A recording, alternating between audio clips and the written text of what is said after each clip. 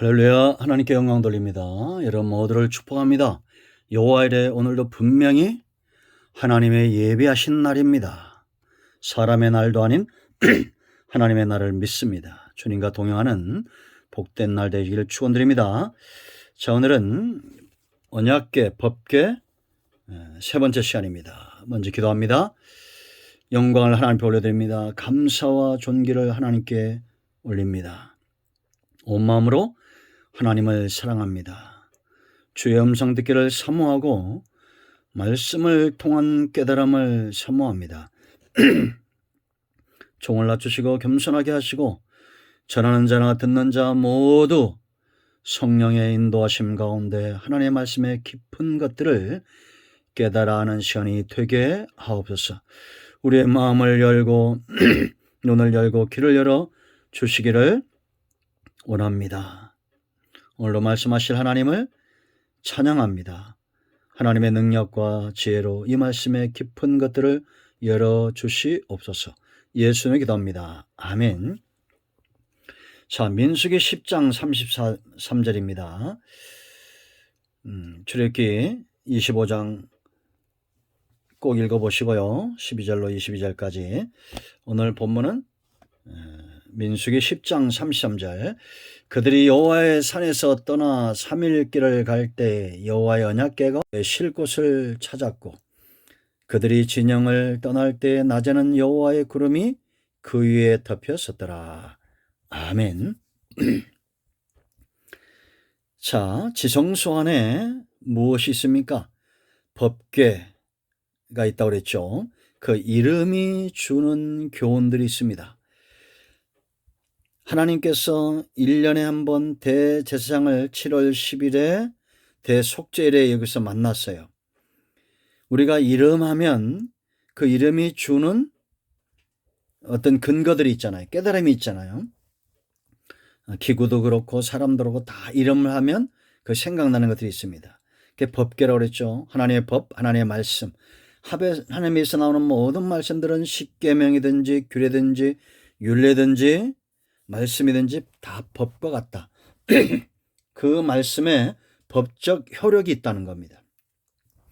우리가 법궤라는 이름으로 말씀으로 해서 아마 이 성막론을 연다면 창세부터 요한계까지 굉장히 많은 주제가 있지만 그 가운데 가장 핵심적인 부분 한 부분을 우리가 시편 19편 7절로 9절 말씀을 봤습니다.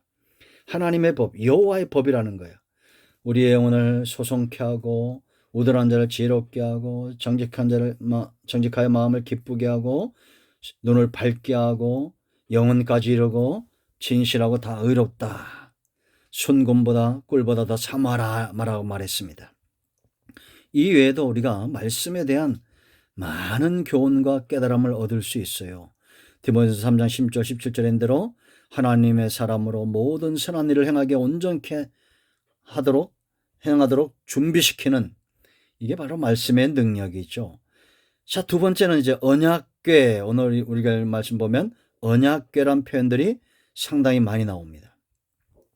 이 언약궤가 왜 중요하냐면 이 법궤를 통해서 뭘 보는 겁니까? 언약의 하나님을 만나는 겁니다. 하나님은 절대 거짓말할 수 없다고 그랬죠. 언약에 신실하신 분이다라는 겁니다. 대제사장이 인류의 대표로 백성의 대표로 지성소에 들어가 언약에 신실하신 하나님을 만나는데 광야에서 오늘 우리가 읽은 말씀대로 3일 길을 앞서갔어요. 남자만 여러분 거의 60만이니까 300만, 200~300만 되는 사람들이 멀리서 앞서가는 뭘 보는 거예요? 이 언약궤를 보면서 뭘 생각하겠습니까? 이 언약궤에 가다 멈추고 쉴 곳을 찾고 그들이 앞서가면서 길을 내고 하나님의 약속이 신실하게 이루어지고 있다라는 것을 분명히 보는 겁니다. 여러분, 성도는 언약 백성입니다. 하나님은 아담과 인류의 조상 아담을 창조하시고 최초의 언약을 맺었죠. 선악을 알게 하는 나무의 열매를 먹지 말라. 먹는 날에는 반드시 정령 죽는다라고 분명히 말했습니다. 그런데도 아담이 그 언약을 지켜요, 못 지켜요? 못 지키죠. 그래서 하나님이 아담을 죽여야 되는데 죽이지 못하고 언약을 맺습니다.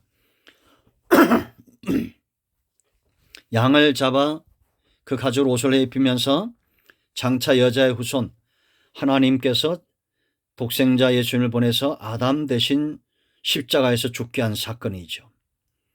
하나님의 언약을 하나님 스스로 지키신 겁니다. 이 범죄한 이후에도 하나님은 아담과 언약을 맺죠. 수고하고 땀을 흘려야 되고 해산의 고통을 해야 되고 그 후손들에게 노아를 이끌어내고 방주를 만들도록 언약을 맺으시고, 근데 우리가 주목할 것은 이런 언약들이 행위 언약인데 사람들이 결국은 이 행위 언약에 실패하죠.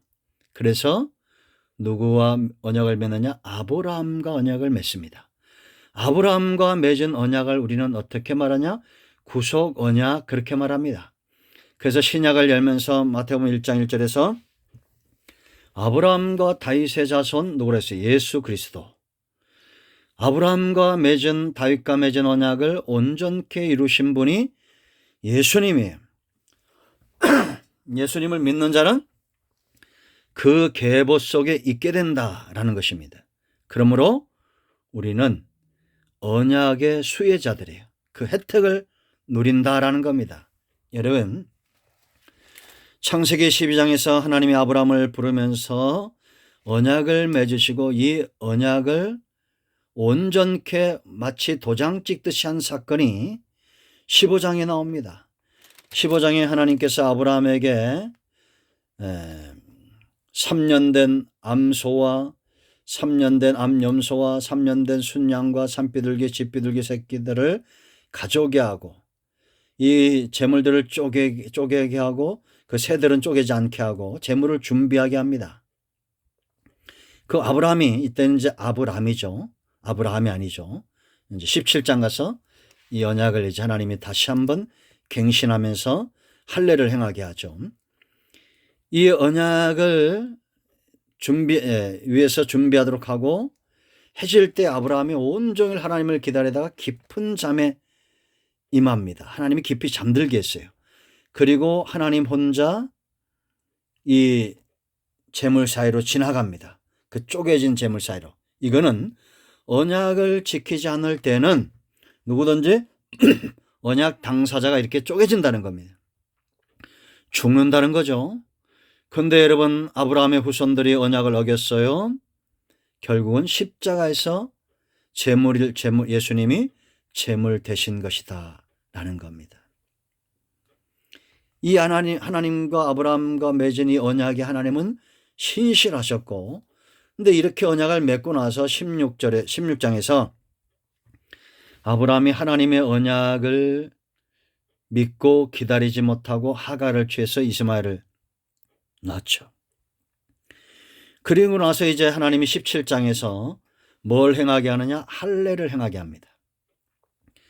언약을 순종치 못하는 아브라함의 육송, 하나님을 의지하지 않고 자기의 생식 능력을 의지했던 그 표피에 칼을 대게 한 거예요. 그래서 할례란 것은 뭐냐? 하나님이 싫어하는 것, 그것에 내가 칼을 대는 것이다. 지금은 우리가 세례를 주죠. 성부, 성자, 성령의 이름으로 세례를 준다. 우리가 이 부분에서는 숱하게 얘기했습니다.